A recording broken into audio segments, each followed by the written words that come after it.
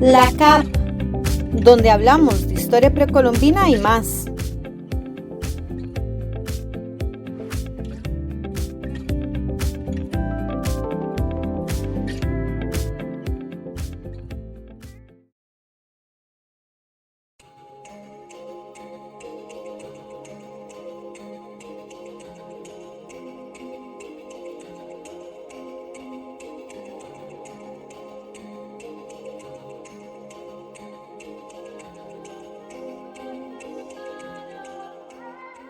Bienvenidos a este nuevo episodio del podcast.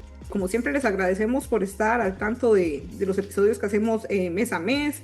Y antes de comenzar a introducir el episodio de hoy, como siempre queremos recordarles que pueden escuchar el episodio anterior, que fue sobre la colección, la serie especial que tenemos sobre la colección documental. En el episodio anterior habíamos repasado un poquito sobre los diarios de campo de Hacienda El Molino. Entonces recuerden, pueden repasarlo en las distintas plataformas en las que estamos. Pero ahora vamos a continuar, vamos a cambiar un poquito la nota de la temática de los episodios y vamos a continuar con una serie especial que habíamos estado desarrollando desde el año pasado. Regresamos en este episodio a una temática en la cual hemos trabajado bastante con diferentes personas que son sobre los terciarios de la Universidad de Costa Rica. Esta sección nos agrada pues bastante porque nos interesa darle voz a la nueva generación de arqueólogos y arqueólogas, y nos permite que ellos compartan sus hallazgos, su investigación y todo ese proceso que hacen a lo largo de sus investigaciones. Entonces, siempre para nosotros es bastante importante tener una invitada que nos permita, ¿verdad?, conocer un poco más sobre este proceso de su tesis. Y en este caso, ¿verdad?, vamos a hablar sobre una parte del territorio costarricense. María, pero usted nos va a dar esa, ¿verdad?, esa pequeña introducción de quién es nuestra invitada en este momento. Sí, correcto, Caro. Estamos emocionados de retomar. Siempre nos emociona mucho retomar estas series sobre terciarios en arqueología. Y como en todos los episodios, hoy también tenemos invitada de lujo. Estamos hablando de María José Espinosa Castro, mejor conocida entre sus colegas como Majo. Majo está estrenando su título de maestría en antropología por parte de la Universidad de Costa Rica. Y en este episodio va a comentarnos sobre su investigación de maestría, en la cual se titula Paleopatologías, Cultura y Ambiente, Condiciones de Vida en los Sitios Arqueológicos Nacascolo y La Ceiba durante el periodo Zapoa. Esto es en Guanacaste. Bueno, Majo, ella es arqueóloga y le interesan distintos temas, pero los que más podríamos resaltar y que están relacionados con su investigación que nos va a comentar hoy son los análisis de restos óseos humanos y temas bioarqueológicos en general. Ella además tiene bastante experiencia en arqueología, ella tiene experiencia en investigación, ha estado participando en proyectos de manejo del patrimonio arqueológico y bueno, tal vez también un dato curioso que a veces siempre nos gusta ofrecer sobre nuestras personas invitadas es que a Majo me atrevo a decir que es hablante intermedio. Majo me corrige, intermedio y más y avanzado capaz de coreano. Así que ya saben, si necesitan arqueóloga, contrataciones a María José, o si necesitan aprender coreano, también pueden llamar a Majo. Hace 5 años podía ser un hablante avanzado de coreano, pero ya se me había olvidado. Muchísimas gracias a María y a Carolina por la invitación al podcast. Realmente estoy muy contenta de poder compartir con amigas y colegas en este espacio a quienes aprecio un montón. Y bueno, como comentó María, mis intereses están asociados con el análisis de restos óseos humanos y la parte bioarqueológica. Así que estoy lista para evacuar cualquier duda que tengan sobre el tema. Gracias, Majo. Para empezar, creo que es importante el decirle al público y también a vos que una de las razones, ¿verdad?, por las que decidimos producir el podcast fue para vincular a las personas con ese pasado precolombino, que creemos que es sumamente importante darlo a conocer. Esa rica historia, ¿verdad?, de las sociedades indígenas antes de la llegada de los españoles. En varios episodios hemos podido observar cómo muchos temas arqueológicos tienen conexión incluso con temas actuales, pero en el caso particular de su investigación Y uno de los temas que creemos que es sumamente valiosos, interesante de tocar hoy, es el tema de la salud en las sociedades prehispánicas. Y eso se ve muy reflejado, ¿verdad?, en su tesis de maestría. ¿De dónde surge, Majo, esa idea de estudiar la salud de las personas del pasado? ¿Y qué es la paleopatología, verdad? Que nos expliques un poco ese concepto para que la gente lo comprenda y cómo se relaciona eso con la salud. Bueno, la idea de estudiar la salud de las personas del pasado nació como parte de este ejercicio investigativo que teníamos que hacer cuando estábamos buscando un tema de tesis. Entonces, mi interés siempre fue trabajar con restos óseos. Entonces, pues de las primeras cosas que hice fue investigar cómo se habían tratado los restos óseos hallados en contextos arqueológicos aquí en Costa Rica. Entonces, cuando yo empiezo a buscar esta información, me doy cuenta que la mayor parte de las investigaciones que abordaban el análisis de restos óseos los habían tratado meramente como desde el análisis del patrón de enterramiento o simplemente como meros datos demográficos, como saber el sexo o la edad de las personas que estaban enterradas en estos contextos. De forma que mi idea era, pues, estudiar la salud de las personas precolombinas como una manera de devolverle la vida o hablar de la vida y no solamente de la muerte de estas personas, usando el concepto así que ustedes plantearon de condiciones de vida. Ahora bien, ¿cómo se relacionan las condiciones de vida con las enfermedades? Aquí es donde entra en juego el concepto de las paleopatologías, que es el diagnóstico de cualquier condición que desvíe, por ejemplo, el estado normal de salud de un individuo, a partir del estudio que dejan estas huellas o estas enfermedades como alteraciones en los restos óseos. Y está relacionado con la salud porque, como pudimos observar en la reciente pandemia que vivimos, la cultura es sin duda uno de los principales componentes que determina cómo una población va a enfrentar alguna enfermedad. Entonces, relacionando nuestro sistema cultural y cómo respondemos a estas alteraciones de la salud, podemos entender los sistemas de adaptación que se plantean cuando interactúan situaciones como la salud y la enfermedad. Gracias, Majo. Qué interesante me parece esta perspectiva y creo que, bueno, vamos a ir discutiéndolo también con más detalle en las siguientes preguntas, pero me gusta mucho cómo esta idea que aborda de cómo podemos reconstruir el momento de cuando alguien estaba vivo a partir de estos contextos funerarios. Pero tal vez antes de adentrarnos más en su investigación, creo que sería bueno como dar un poco más de contexto para las personas que no entienden o no están familiarizadas mucho con el área de investigación o con temas arqueológicos en general. Creo que sería bueno que tal vez nos regalen un poquito más de contexto sobre qué es el periodo Zapoa. ¿Cuál es la importancia de estos dos sitios que escogió, Nacascolo y La Ceiba, en relación con este periodo de tiempo que está analizando? Es decir, sería interesante que nos explique un poquito lo que está pasando en ese momento que hace tan importante a estos dos sitios dentro de su hipótesis de investigación. El periodo Zapoa está definido entre los años 800 y 1350 después de Cristo para la región de Guanacaste, es decir, la región Gran Nicoya. Y está caracterizado más que todo por ser un momento dentro del cual se estaban desarrollando una serie de transformaciones culturales que impactaron las condiciones de vida de las poblaciones. En general, pues es un periodo donde empieza a haber una diversificación y una mayor especialización en los trabajos cerámicos, especialmente lo que está relacionado con las cerámicas polícromas. Hay una intensificación de la captación del recurso marino y hay cambios en las prácticas funerarias. También hay evidencia en cambios en la complejidad social, como mayor organización territorial, hay una distribución más específica de los asentamientos en zonas, por ejemplo, que tengan que ver con la captación de recursos marinos o cerca de zonas con ríos, y hay un aumento en la aparición de personajes que portan objetos de decoración personal importantes. Entonces pueden ser collares o ajuares elaborados en materiales, por ejemplo, como las conchas.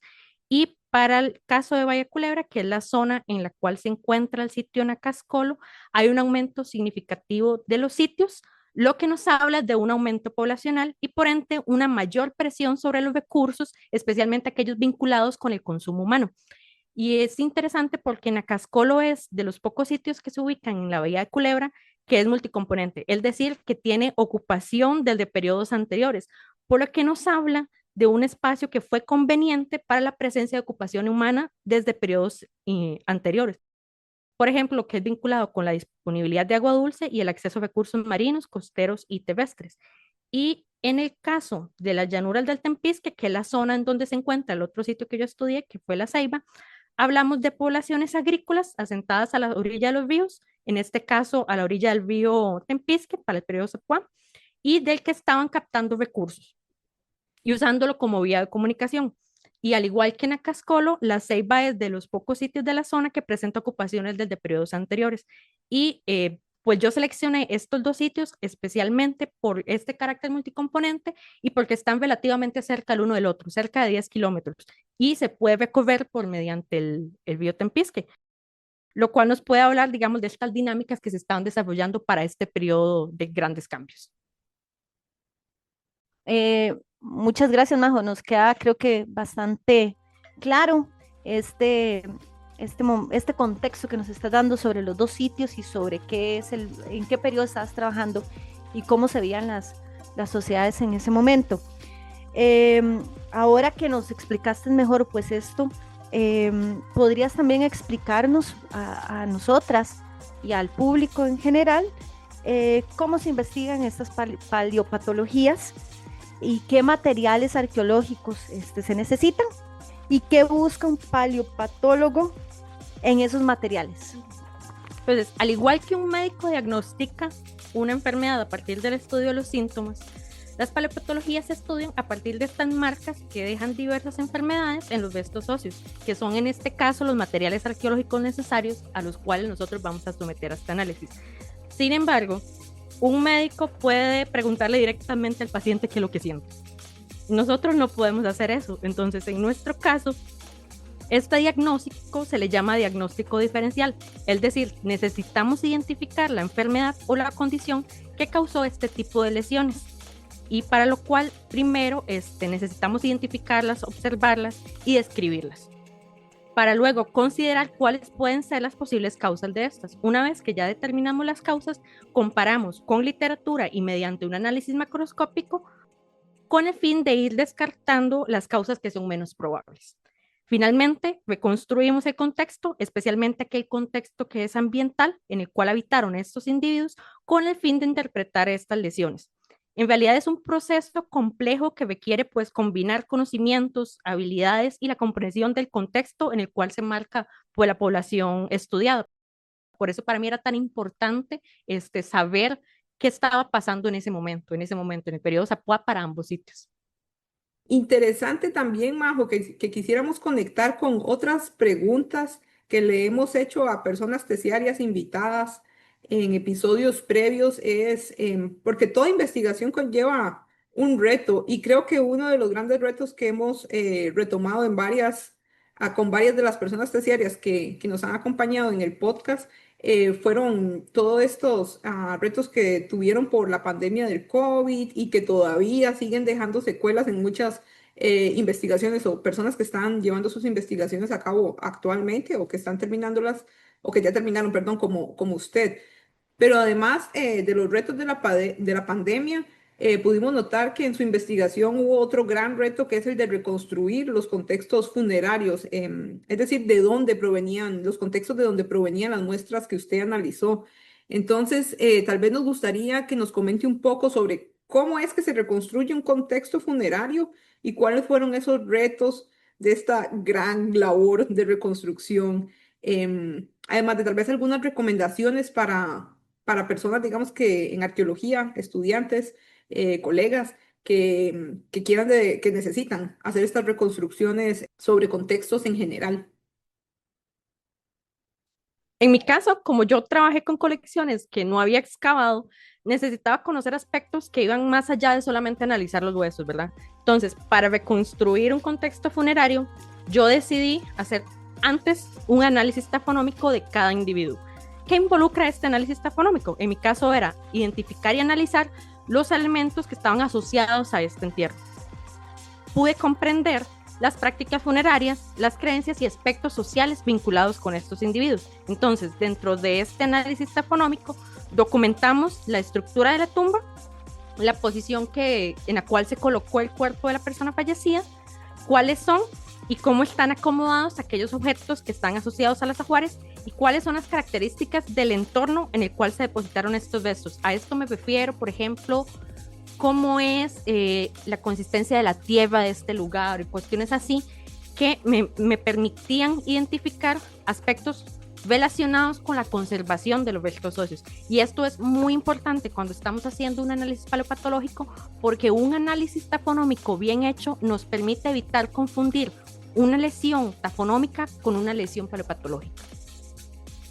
Dentro de los principales retos estuvo precisamente este faltante de información, principalmente porque al ser excavaciones realizadas hace más de 30 años, la documentación de los restos óseos no era la prioridad misma de estos trabajos, ¿verdad? No se excavó con el fin de recuperar restos óseos, sino que en muchos casos aparecieron, se extrajeron y no se les dio el cuidado necesario en laboratorio para evitar el deterioro, lo cual hizo que se perdiera gran parte de la información valiosísima con el fin de investigar, proteger y poner en valor pues, nuestro patrimonio cultural precolombino, el cual ya se encuentra en peligro por condiciones como el huaqueo. Por lo que mi recomendación es tanto para los arqueólogos como para las personas que no están, digamos, dentro de esta disciplina, es que sí, es muy importante el objeto, ¿verdad? Ya sea cerámico, lítico o restos óseos, es valioso por sí mismo. Sin embargo, su gran valor subyace en esta relación que podemos obtener del mismo para entender un poco más a nuestras sociedades precolombinas. Siempre debemos velar por recolectar los datos y los bienes patrimoniales de la mejor manera posible y con los cuidados necesarios que garanticen su integridad y la conservación a futuro. Muy bien, Majo, gracias por darnos esa recomendación tan importante cuando estamos trabajando con sitios arqueológicos y con este tipo de colecciones. A lo largo de su trabajo, de los resultados de su trabajo, notamos que le permitieron a usted hablar de distintos temas, como el acceso a los recursos ambientales, los patrones funerarios, las prácticas de la pesca, dietas, los procesos tafonómicos, o para que la gente entienda, ¿verdad?, cómo se dispuso el cuerpo en su lugar de descanso. Pero quisiéramos que nos comente con detalle sobre los resultados de los perfiles biológicos y paleopatológicos. Y bueno, y antes de eso, ¿verdad?, que nos explique un poco qué son esos perfiles biológicos y paleopatológicos. ¿Qué le indicaron cómo vivían las personas de Nacascolo y la Ceiba y qué actividades practicaban ellos? Bueno, para iniciar, un perfil paleopatológico es una reconstrucción de las enfermedades específicas y los patrones de distribución de ellas. ¿A qué quiero llegar con esto? A que podemos entender cuáles eran las enfermedades más comunes del pasado y cómo afectaban de manera distinta a niños, adultos mayores y a mujeres y hombres, así como la forma en que estas enfermedades se adaptaban a los diferentes entornos ambientales, sociales y económicos como parte de estas estrategias de adaptación. Aquí es importante recordar que cuando surge una enfermedad, la primera capa de detención de esa enfermedad es cultural. Entonces, eso quiere decir que las personas, al enfrentarse a cierta enfermedad, van a recurrir a una serie de mecanismos que les permiten activar estos mecanismos de adaptación. ¿Por qué es importante la adaptación? Porque volvemos a un tema importante que es o te adaptas o morís, ¿verdad? Entonces, en este caso pasa eso. Cuando no hay una adaptación correcta a esta enfermedad, es que tenemos estos perfiles de enfermedad que causan o que caracterizan digamos, la distribución de cómo se presentó esa enfermedad en cierta población. Entonces, en ambas de las poblaciones que yo logré estudiar, la adaptación fue parte del diario vivir. Entonces, al estar ocupando espacios diferentes, recordemos que Nacascolo se encuentra en la costa y en la Ceiba se encuentra en la ribera de un río, las poblaciones estuvieron sometidas a distintos niveles de estrés. ¿A qué me refiero con estrés? Al padecimiento de una enfermedad dentro de un periodo caracterizado por cambios sustanciales. Recordemos que el periodo Zapá fue un periodo donde se dieron bastantes cambios sustanciales o lo que nosotros llamamos cambios sociales que impactaron definitivamente en la salud de las personas. Entonces, ambos sitios comparten la presencia de infecciones y de marcas de estrés que reflejan, por ejemplo, el aumento de la actividad muscular, no solamente en intensidad, sino también en tiempo y la continuidad de labores. Entonces, podemos evidenciar que las lesiones en brazos, piernas, articulaciones y la columna vertebral son parte de estos patrones y de perfiles paleopatológicos. Entonces, esto es una característica de estas poblaciones. Con el sitio Nacascolo se identificó un patrón de desgaste dental en las muelas que es consistente con el uso de estas como herramienta, lo que nos permite hipotetizar sobre labores como la cestería y la elaboración de redes, consistente también como con los elementos que hacen los ajuares de estas personas, entre los que destacamos las conchas y la evidencia de pesas para redes. Esto sin duda fue una estrategia de resiliencia en momentos en donde podían hacer uso de estos recursos como bienes de intercambio para garantizar el sostenimiento de una población. Por ejemplo, también es una zona donde necesitaban movilizarse por terrenos escarpados e hizo que estuvieran propensos a lesionarse y por ende adquirir patógenos que dieron como resultado los patrones o la concentración de infecciones en zonas como las piernas. Esto relacionado con la facilidad de movimiento entre ambas zonas. Para mí, bueno, entre los hallazgos más importantes está el individuo 54 del sitio Nacascolo. Cuando yo hice la reconstrucción del contexto funerario, pude observar que este era el individuo que tenía el ajuar más importante y también el más cuantioso de los dos sitios. Y cuando llevé a cabo el análisis paleopatológico, identifiqué la presencia de una condición congénita, es decir, genética, llamada síndrome de Klippel-Feil, el cual hizo que tuviera condiciones físicas notorias que fueron reivindicadas socialmente al momento en que esta persona falleció. Es decir, esta persona tenía una condición de nacimiento Correcto. y ella tenía una posición, por lo que usted pudo ver, importante en el grupo social. Correcto. Digamos que el síndrome de Klippel-Feil se caracteriza por ser personas que tienen una movilidad muy baja, bastante padecimiento en las articulaciones. Entonces era una persona a la que se le dificultaba movilizarse. Además tenía un cuello corto, producto, digamos, de esta fusión entre las vértebras. Entonces era una persona que físicamente era diferente a los demás y fue reivindicado socialmente, dándole un ajuar importante en el momento de su fallecimiento. Cuestiones que, digamos, ahorita pasa o es muy diferente con casos de segregación, ¿verdad? Por padecer alguna condición física diferente. Súper interesante. María, no sé si tenés algo más que agregar. Sí, Majo, yo siento, al igual que Caro me robó las palabras respecto a la pregunta, me parece bastante interesante ese último hallazgo que nos estaba comentando y toda esta, me gusta mucho, digamos, cómo es que ha logrado los resultados darle ese contexto social dentro de la población y ciertamente retomando lo que nos decía al inicio, cómo es que a partir de estos individuos en estos contextos, digamos, donde ya fueron personas fallecidas, cómo es que podemos hablar sobre su vida antes de fallecer. Entonces me parece bastante curioso y valioso, digamos, ¿cómo decir? Como lo poderoso de la antropología y en este caso la arqueología para reconstruir y revivir, digamos, traer al presente la vida de cómo vivieron estas personas en el pasado. Al igual que con todas las personas terciarias, dentro de sus investigaciones están haciendo contribuciones novedosas a la arqueología nacional, pero siento que un tema que usualmente es un tema de interés dentro de muchas estudiantes en antropología son estos temas, digamos, de estudios de restos óseos, bioarqueología, etcétera. Y creo que quiero decir que me entusiasma que vemos como un nicho que va creciendo en arqueología nacional. Creo que tal vez dentro de unos años podría formalmente, podría formalizarse todavía más, pero me gustaría saber como sus perspectivas respecto a qué necesita la arqueología nacional, digamos, en este momento para formalizar estos estudios bioarqueológicos que a lo largo del tiempo se han dado, pero no hay como todavía no han tocado, no son el fuerte de la arqueología nacional como otro tipo de análisis como la cerámica, la lítica, etcétera. ¿Qué es lo que le falta a la arqueología nacional para llegar a formalizar los estudios bioarqueológicos? Yo creo que el conocimiento lo tenemos.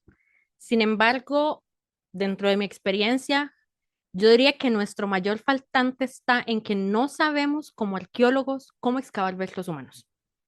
Entonces, aquí tenemos que retomar, por ejemplo, disciplinas como la disciplina forense, donde la necesidad de recolectar la evidencia hace que el periodo de recuperación de los restos óseos sea muy importante, ¿verdad? Que no olvidemos que eso también es una persona, ¿verdad? Que no nada más son restos óseos, sino que necesita o requiere de un tratamiento digno que nos permita garantizar la conservación y tratar con dignidad estos restos. Entonces, por ejemplo, para mí es muy importante que en algún momento nos formemos mejor en cómo excavar restos humanos, qué requiere excavar restos humanos, ¿verdad? Porque ya son materiales muchísimo más sensibles y que requieren pues un mayor cuidado en este proceso de excavación y recuperación de datos que a la larga, o sea, en mi caso yo creo que uno de los grandes aportes fue el hecho de trabajar con colecciones que tenían más de 30 años de haberse excavado. Entonces, esto nos pone en perspectiva que todavía hay un montón de información que se puede producir con lo que ya está excavado en el país. Sin embargo, retomo la necesidad de que debemos saber cómo excavar estos restos óseos a futuro. Por ejemplo, Guanacaste es una zona en la que sabemos que en cualquier excavación pueden aparecer restos óseos humanos. Entonces yo creo que es importante, si ya vamos a trabajar en estas zonas, poder determinar cuál es el mejor plan de acción que nos garantice una correcta recuperación y además una correcta conservación de estos restos humanos. Entonces yo creería que la necesidad de formación va por esa área, porque realmente la parte bioarqueológica o el análisis de restos óseos humanos requiere mucho de la parte de la medicina, de la anatomía, del conocimiento de la biomecánica, de cómo funcionan los huesos, pero es un conocimiento que se puede adquirir leyendo o incluso viendo muchísimo los restos óseos. Pero para mí lo más importante es saber cómo recuperar esos restos óseos que nos garanticen obtener esta información.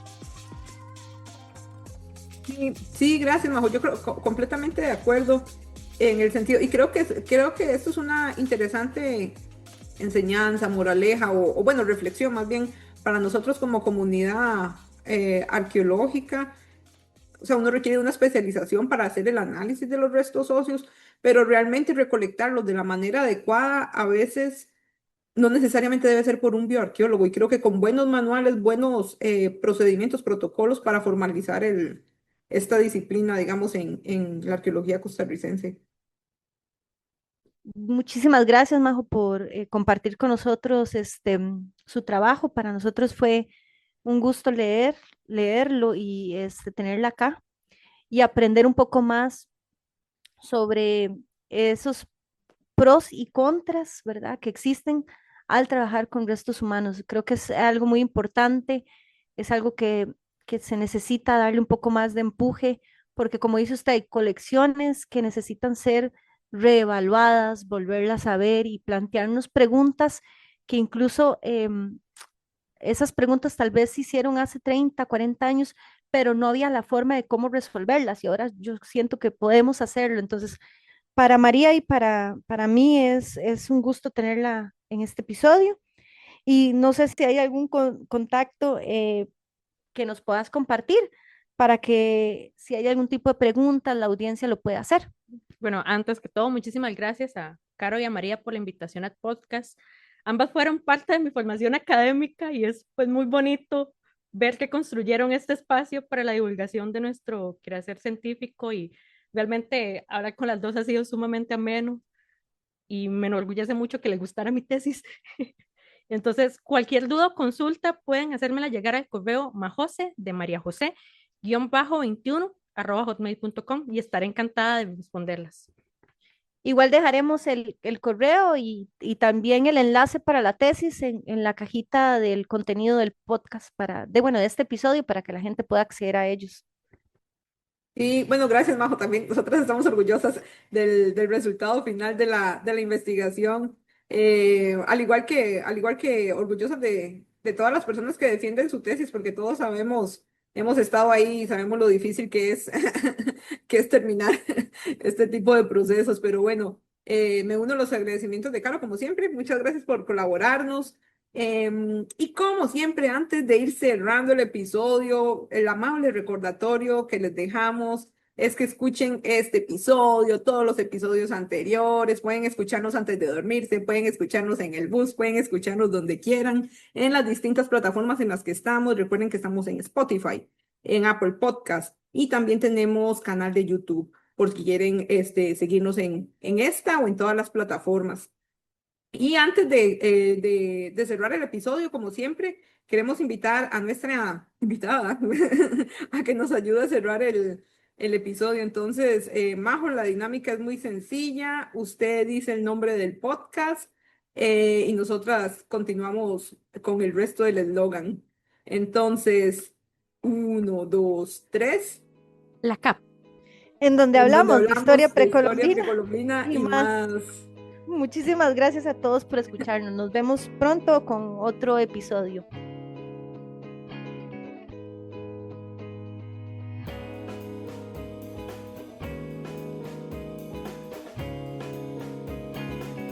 Créditos. Guiones y edición a cargo de Carolina Cavalini Morales y María López Rojas. Música de Quetza en el sitio web Free Music Archive. Agradecemos a nuestros colaboradores, el Centro de Investigaciones Antropológicas de la Universidad de Costa Rica y a María José Espinosa Castro.